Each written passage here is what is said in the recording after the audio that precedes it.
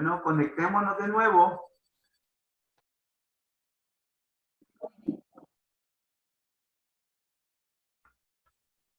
Bien, en la sesión anterior nos quedamos siempre abordando la estructura de la cultura. Se me había escapado destacar una institución y es la religión. La religión es una institución cultural de gran importancia. Y así que la religión también viene a ser ese cúmulo de instituciones que también inciden mucho en la vida de los seres humanos. Entonces, las instituciones en la cultura, pues, forman parte de un legado muy importante, más que todo cuando en el sostenimiento espiritual de los seres humanos, ¿sí? Y no podemos pasar desapercibida también la religión. En cuanto a la industria, hablamos también de la dimensión material de la cultura, y ahí vamos a encontrar las industrias. Y también se me había olvidado destacar al comercio también. El comercio forma parte de esas industrias. ¿Sí? El comercio es muy importante en la vida social, en la vida cultural.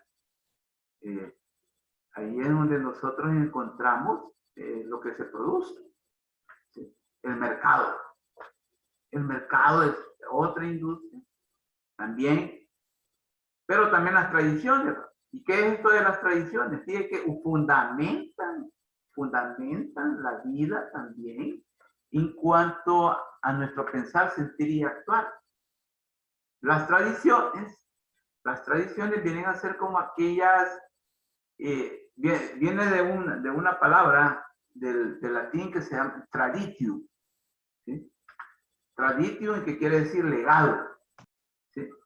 Entonces, cuando un legado prevalece de generación en generación, entonces adquiere la categoría de tradición. En la tradición vamos a encontrar las costumbres, ¿sí? Vamos a encontrar también las ideas, el folclore, vamos a encontrar también modos, saberes, ¿sí? Pertenencias, idiosincrasias, etcétera. Entonces son muy importantes también las tradiciones. Yo les dije en la reunión anterior de que las tradiciones las andamos activas también. No digamos, por ejemplo, las tradiciones religiosas. También pueden haber tradiciones políticas, etcétera. Así que, bien, es muy importante. Entonces, todo eso ha sido afectado por la pandemia. Y por eso que vamos a manejar la siguiente idea: sitios declarados a nivel mundial, nacional y local como de importancia por el significado en el pensar, sentir y actuar de los pueblos vacíos y cerrados durante el año 2020. O sea que en el año 2020, esos lugares, esas tradiciones fueron suspendidas, fueron cerradas, permanecieron vacíos. Me refiero a las iglesias, ¿sí? Me refiero a los estadios, me refiero pues a ciertas tradiciones que no se pudieron celebrar. Por ejemplo, las fiestas patronales, por ejemplo, en el país todavía siguen suspendidas. Todavía siguen suspendidas. Imagínense que en agosto no hubo feria, Agustín. Entonces, una tradición suspendida, una tradición interrumpida. Prácticas culturales comunitarias suspendidas también. Entonces, por ejemplo, también la Semana Santa tuvo su suspensión. Hoy también, este año, la Semana Santa también tuvo sus límites. El aumento de riesgo de saqueos de sitios culturales y casas furtivas en lugares naturales y declarados de reserva. Esto también es, la pandemia causó que se descuidaran algunos sitios culturales.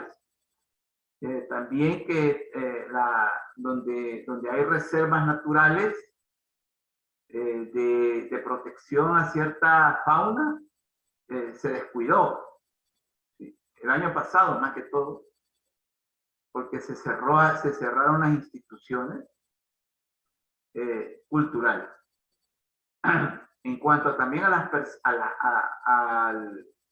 digamos, al sustento de los artistas, por ejemplo. Artistas de toda índole en situaciones de precariedad económica y el sector del turismo cultural gravemente afectado a tal grado de que un 89% de los países cerraron total o parcialmente sus sitios de patrimonio cultural al público en el 2020. Ustedes saben que culturalmente a nivel mundial se conocen sitios, lugares de mucha importancia, por ejemplo, las ruinas de Machu Picchu, el Tikal en Guatemala, ¿sí? Tierra Santa, en el Medio Oriente, que mucha gente lo visita. Entonces, fue suspendido, al menos en el año 2020. El gasto en recreación cultural, ustedes saben que la cultura también, que hace o no, pues produce dinero, produce ganancias también, para bien o para mal, ¿no? Para la sostenibilidad, etc. En el 2020, en los países europeos se redujo en un 75% la recreación cultural. A la misma vez se ha planteado la pregunta consecuente de cómo las instituciones culturales y los sitios de importancia cultural de los distintos países del mundo se van a adaptar a una nueva normalidad para funcionar. Es una buena pregunta. ¿Cómo va a ser digamos, el consumo cultural de todos esos lugares? Ya sabemos de que no es lo mismo, no está haciendo lo mismo, ¿sí? Con ciertos límites, con los protocolos sociosanitarios, etc. Pero también aquí hay algo muy importante, el impacto al derecho humano de acceso a la cultura. Ha sido afectado. En el 2020 y hoy en el 2021, el derecho fundamental a la cultura se ha visto afectado grandemente debido a los reiterados llamados al confinamiento domiciliar, obligatorio y voluntario, a los protocolos biosanitarios obligatorios de acceso a los sitios de importancia cultural y las prácticas culturales de todo orden, ya que se ha construido, para bien o para mal, un imaginario colectivo proclive a la abstención, apatía y reparo de desarrollar actividades importantes, de significado espiritual y cultural en la vida de la gente, ya sea local, nacional e internacional, habiendo una insatisfacción de la necesidad de expresarse y manifestarse individual y colectivamente a través de credos religiosos, tradiciones, costumbres, ritos, frustrando y postergando la necesidad material y espiritual a la cultura. Entonces, en ese sentido, pues ha sido como vedado, postergado el derecho humano a la cultura. ¿Sí? Es decir, el significante cultural de la vida cotidiana también, ¿no? Incluso con el surgimiento de la vacuna COVID-19, y que ha despertado los mitos, supersticiones y prejuicios infundados para aplicarse la dosis de dicha alternativa y afectar indirectamente al derecho humano a la salud. Complicado, complicado. Resulta que con la vacuna contra el COVID-19, la cultura también se ha manifestado. Mucha gente no se vacuna, no se ha vacunado. El Salvador, por ejemplo, hay gente que no se ha vacunado. Yo espero que ustedes ese acceso a la vacuna lo hayan internalizado en su vida. Bueno, de hecho, algunos Algunos de ustedes se han comunicado que no van a estar, no van a poder estar en clase porque les ha tocado irse a poner la vacuna, ya sea en su primera o segunda dosis. Bien, ya entramos en una situación en la clase, en una situación mucho más compleja.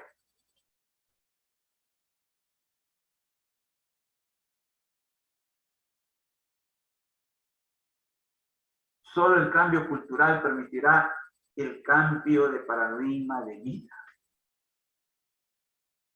Bueno, el paradigma es un modelo a seguir, un modelo digno de seguir. Ese es un paradigma de vida. Y ese es el que estamos buscando y el que queremos construir, a no ser que ya comenzamos a construirlo, ¿sí? Como un paradigma, pero solo con el cambio cultural lo vamos a poder sostener y lograr. Ya dijimos al principio de la clase qué significa cambio cultural. Es un cambio en el pensar, sentir y actuar. ¿Sí? Si abarca solamente uno, por ejemplo, el pensar, no es nada de cambio cultural. ¿Sí? Ah, mire, pero yo creo que mire, sí es cierto el sentir, tampoco, si solo eso, tampoco. Por ejemplo, el actuar mal informado, mal conducido, etcétera, etcétera, nos puede llevar de nuevo a la irresponsabilidad. Entonces, no, tampoco. Tiene que haber una concatenación entre el pensar, sentir y actuar para que ese cambio cultural se lleve a cabo de una forma satisfactoria, de una forma conducente, en una forma orientada, guiada. Pero ¿qué paradigma de vida? La cultura como la plataforma de la vida. ¿Qué es eso de plataforma? ¿Sí? Sergio Montalvo, ¿lo podías leer, por favor? Esta diapositiva. Sí, licenciado. Dice, la cultura como la plataforma de la vida. Retomamos el concepto de plataforma usado por la disciplina científica de la informática en la presente crisis sociosanitaria COVID-19, entendida como instrumento transversal y punto universal de decisiones colectivas individuales, pero en el pensar, sentir y actuar de la vida de los seres humanos y que permite encontrar, ejecutar, consultar, preguntar y transformar aspectos, relaciones, hechos y acciones humanas que inciden o afectan para bien o para mal la vida individual y colectiva en el tiempo y en el espacio que como familia humana vivimos y convivimos. Gracias, gracias Sergio. Ahí está. Le hemos tomado prestado la categoría plataforma en informática. Mire, ¿por qué plataforma? Mire, estamos usando una plataforma. Todos nos guiamos, todos acudimos a la plataforma, ¿se han fijado? Yo lo remito a la plataforma, mire, licenciado, ¿a dónde podemos encontrar esto? ¿Dónde está la clase? Ustedes me preguntan, mire, ¿dónde dice esto? ¿Dónde está el documento? Yo lo remito a la plataforma, ¿se han fijado? Sí. Porque la plataforma, la cultura tiene las veces de la plataforma, ocupa las veces de la plataforma. Es transversal, la cultura sí es transversal, está presente, ¿sí? En nuestra vida, tiene un uso universal. A mí me gusta, yo quizás soy de los que promueven el uso universal de los aspectos de la vida, de los valores, no general. Hay muchos que hablan mejor de lo general y no de lo universal. Yo no, universal de decisiones colectivas individuales.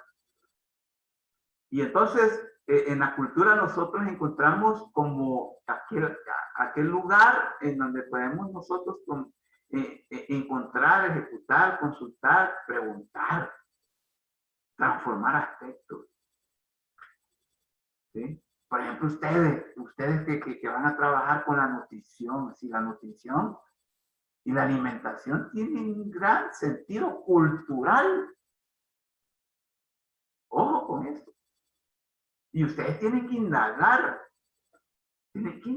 mucho. ¿Cuál es digamos, los hábitos? ¿Cómo son las costumbres? ¿Cómo son las tradiciones? Acuérdense que las tradiciones humanas tienen un gran aditivo vinculado con la alimentación y con la nutrición. Ojo con eso. Entonces ustedes deben de tomar a la cultura como una plataforma. Gracias al desarrollo inusitado, o sea, inusitado como nunca antes, quiere decir, de la comunicación e información, sea cierto o no, que la pandemia COVID-19 es la consecuencia lógica de la dinámica del uso y abuso de la relación necesaria y suficiente entre el ser humano y la naturaleza. Y que precisamente en una institución cultural como lo es el mercado, Wuhan que es el mercado donde dicen que fue, se originó la infección. Al consumarse el abuso indiscriminado de las especies animales en cuanto al consumo irresponsable, es que el virus del COVID-19 invade la dimensión humano-social de la vida y es pues la configuración de la pandemia que nos tiene de rodillas a nivel mundial. De ahí que podemos decir pues que los cambios derivados de la pandemia COVID-19 conllevan la necesidad de adoptar un nuevo paradigma y auguran esos cambios o predicen una vuelta de los seres humanos conscientes y situados a cubrir y satisfacer necesidades básicas de otro modo o manera. De no hacerlo, caeríamos en la dinámica de un suicidio colectivo. Esto, a mi modo de ver, es una definición muy fuerte, muy realista de la necesidad del cambio de paradigma y lo que significa ese cambio, ese paradigma. Fíjense bien que nosotros aquí decimos una vuelta de los seres humanos conscientes y situados. O sea que pueden haber humanos que no están conscientes y que no están situados. Ojo con eso, que son los irresponsables. Los que encontramos en el centro de San Salvador y andan sin mascarilla. No sé si ustedes van a los lugares públicos. Aquí en el país se han encontrado con gente que anda como que, ¿sí? No ha pasado nada. Se andan abrazando, todo como antes de la pandemia. Entonces, eso no es ser consciente.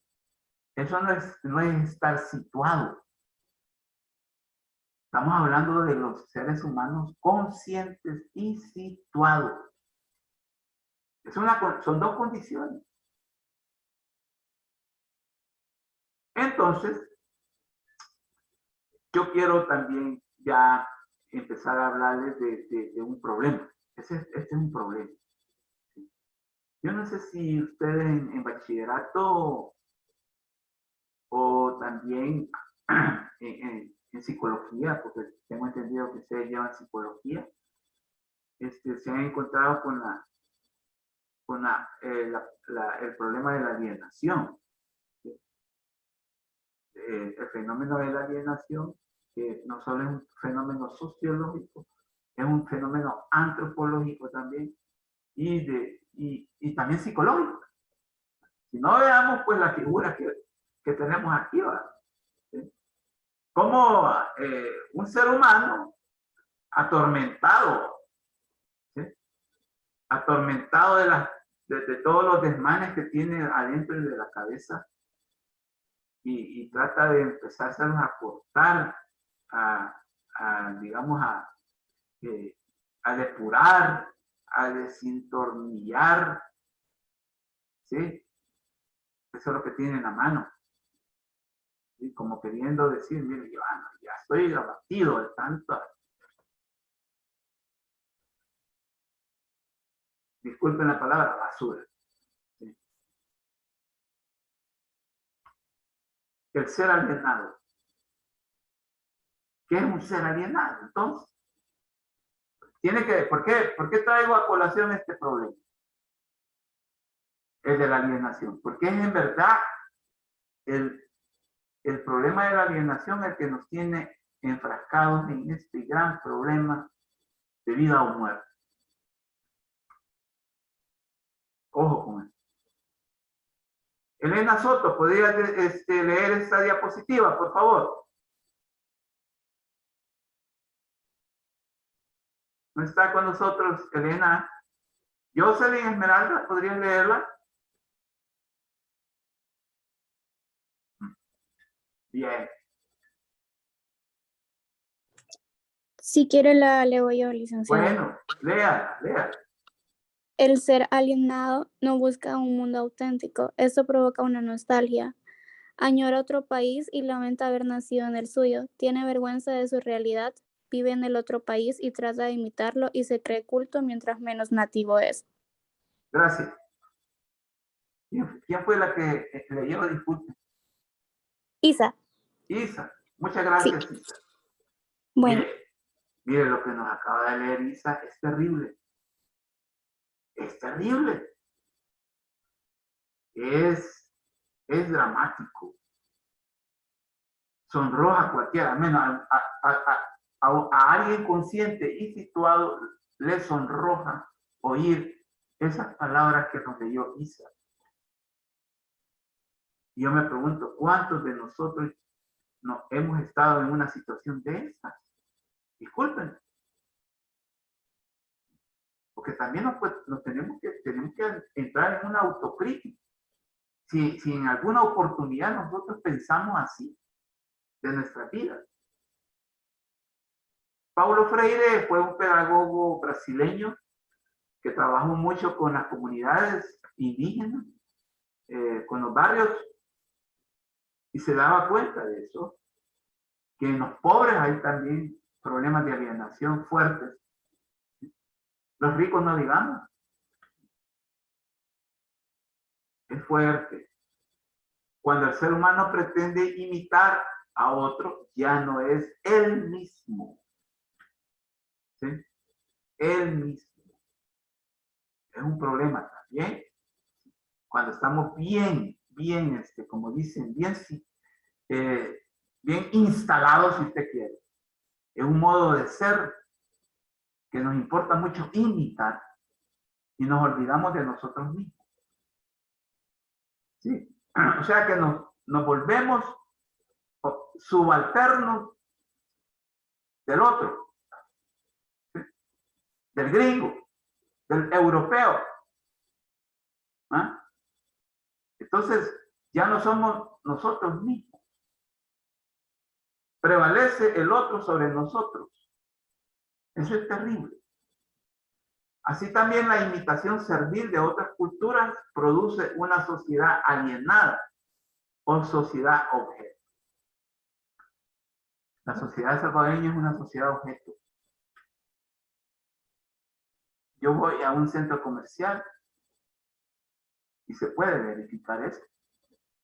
Vas al súper también. Andas en la calle también. Eso es terrible. Somos una sociedad alienada. Entonces, si hablamos de un cambio cultural, tenemos que romper con esta forma de ser. Mientras más una persona quiere ser otra, menos ella misma es. Repito, este es fuerte, este es complicado. ¿Cuántos de nosotros pudimos haber estado o estamos en una situación de esta? Yo les pregunto a ustedes. Bueno, entonces, ¿qué es una sociedad alienada en este sentido?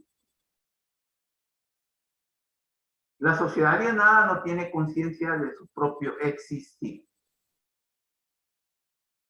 Desde ya eso es complicado. ¿Sí? Es terrible. Un profesional alienado es un ser inauténtico. Su pensar no está comprometido consigo mismo. No es responsable. Esto hay que tomarlo en su verdadera dimensión, porque un profesional alienado no es auténtico, o sea, que su profesión pues no la va a utilizar para el servicio a la humanidad, a los seres humanos, sino que va a ver cómo se aprovecha de su profesión para, no sé, hacer lucro, actuar, pensar y sentir de un modo utilitarista, no es responsable, es indiferente, comete errores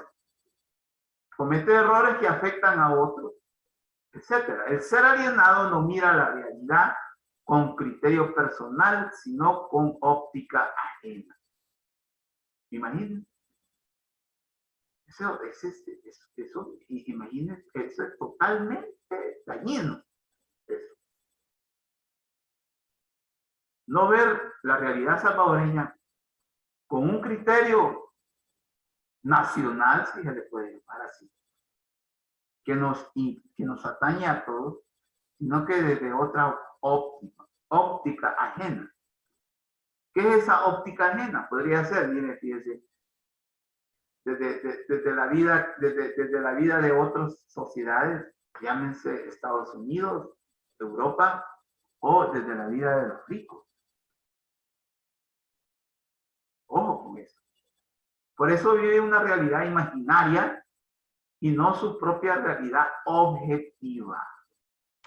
Vive en una burbuja. Y las burbujas son frágiles. Se pueden romper, no son sostenibles en el tiempo. Vive a través de la visión de otro país. Esto es lo más revelador. Se vive Europa o Estados Unidos, pero no se vive ni por cerca Honduras, Guatemala y ni mucho menos El Salvador. Ojo con eso. ¿Sí? Añoramos.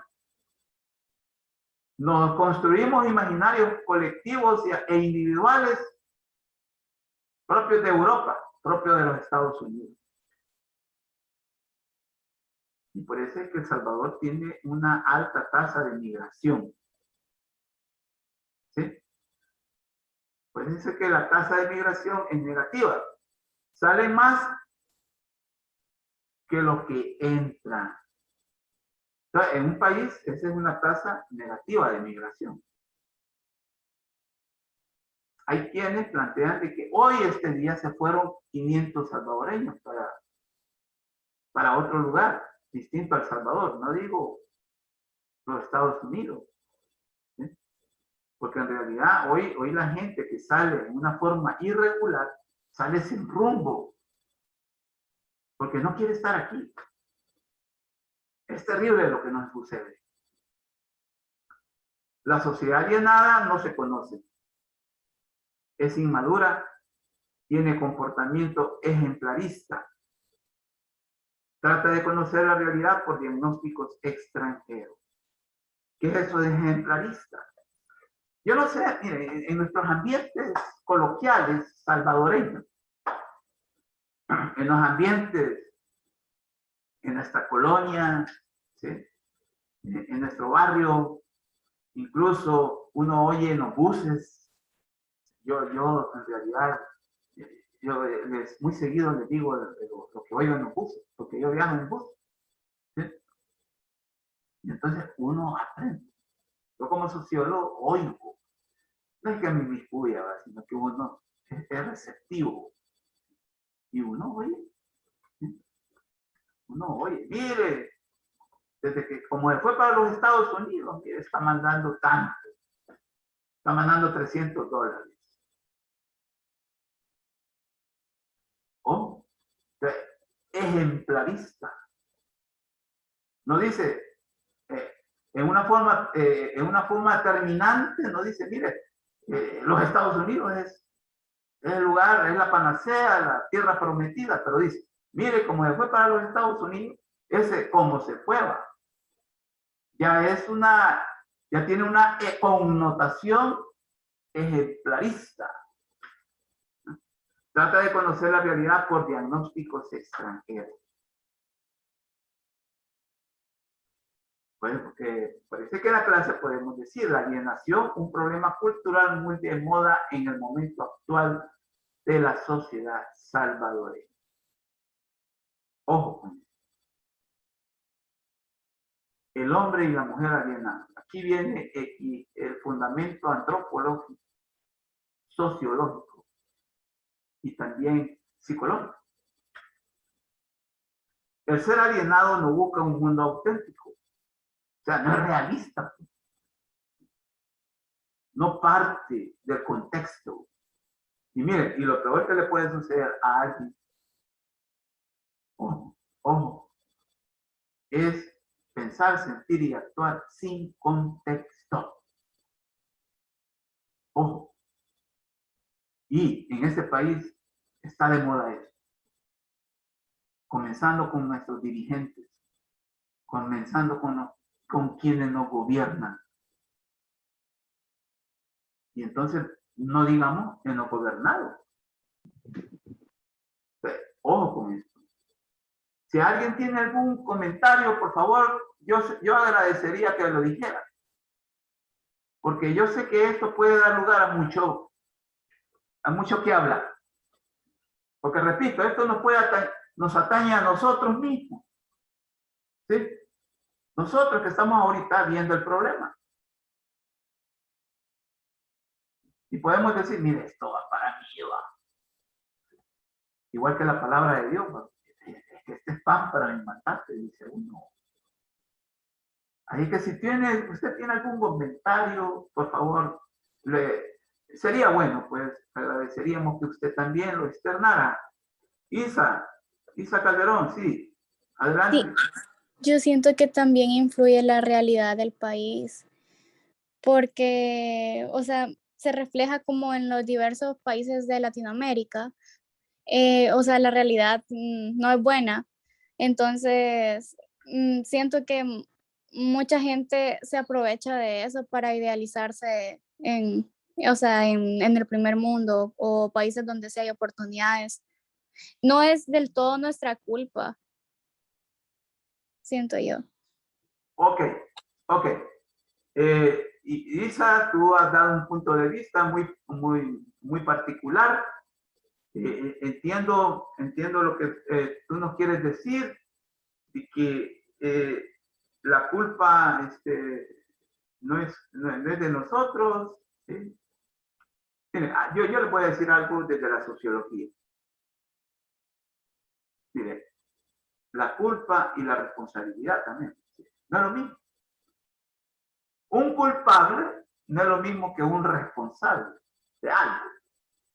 Un culpable de algo no es lo mismo que el responsable de algo. Muchas veces nosotros confundimos y decimos que es lo mismo. Y a mí me llama la atención lo que dice Isa. Cuando tú manifiestas, Isa, con propiedad, pues yo sé que no es culpa nuestra. No es culpa nuestra. Resulta que el 15 de septiembre, mañana hace 8 días, se cumplieron 200 años, le llaman el bicentenario, de que el país, no, de que la sociedad salvadoreña, yo más bien diría la sociedad salvadoreña, porque sí, ya existía la sociedad salvadoreña hace 200 años, ya existía. Lo que no existía era el país, el Salvador, va, así. Entonces, hace 200 años fue fundado El Salvador. La sociedad salvadoreña funda El Salvador. ¿Sí? Pero el problema es este. Y esto aquí lo vamos a poder, ustedes lo pueden comprobar con la historia. Mire, la historia es quizás el elemento, el instrumento, digamos, ese asidero donde nosotros nos podemos sostener para decir algo y reafirmar algo, la historia. No la historieta o mal contada o mal analizada. Entonces, este país fue fundado no por una sociedad altamente integrada. ¿Sí? Cuando yo le hago así es porque involucra al mayor espacio posible o a la mayor proporción humana posible. No fue así. No fue así. Entonces resulta que El Salvador fue fundado, el país, o el Estado, fue fundado por grupos, por las élites económicas dominantes de aquel entonces. Entonces, a partir de esa noción, a partir de esa génesis, surge El Salvador, a partir de las élites. Y cuando los seres humanos se organizan en élites, ojo, estoy hablando de los seres humanos. Cuando los seres humanos se organizan en élite es porque tienen intereses bien marcados que defender. Y este no es invento, esta es una ley. Si usted quiere, una ley histórico-social. Siempre que ha habido élites o elitismo entre los seres humanos es porque hay necesidad de defender intereses particulares. Hay necesidad de defender intereses individuales incluso y de grupo. Licenciado, entonces hay diferentes tipos de alineación, política, social, económica, cultural. Cuando una persona que convalida la opresión de un gobierno que impone, esa es una exacto eso. Alienación política. Alienación. Política ideológica. Mire, es que el problema tiene varias aristas, como es cultural. Y acuérdense que la noción de cultura que nos manejamos nosotros. ¿Sí? La noción de cultura que nosotros manejamos es la de una plataforma en donde vamos a encontrar preguntas, decisiones, vamos a encontrar modelos, tradiciones, una gama, ¿sí? de aspectos sociales. Entonces, El Salvador fue fundado a partir de intereses individuales, elitistas, de grupos. Y cuando hay elitismo, hay grupos humanos establecidos y que defienden intereses particulares y de grupos, inmediatamente hay egoísmo. Inmediatamente hay individualismo. Inmediatamente hay exclusión. Entonces, cuando Isa dice, mire, fíjense que pues sí, pero ¿quiénes son los culpables? Esa gente que hace 200 años fundó la sociedad salvadoreña, propiamente dicha. Entonces ha venido esto de tradición en tradición, de costumbre en costumbre, hasta hoy. ¿Y quiénes son los? Sí, pero esto es de nunca acabar, licenciado, porque igual vienen otros y tal vez hacen cosas no tan como los de antes, pero, o sea, siempre hay una élite, lo que le quiero decir, o sea, creo que sería casi imposible que no fuera así. Así es. Así parece. Bueno, el tiempo se nos ha acabado de esta reunión. Vamos a seguir hablando el jueves, porque está muy importante, es muy importante lo que estamos viendo. Entonces nos vemos el jueves, ¿de acuerdo? Gracias, licenciado. Gracias, licenciado. Bueno. Gracias, feliz tarde, licenciado. Bueno, igualmente.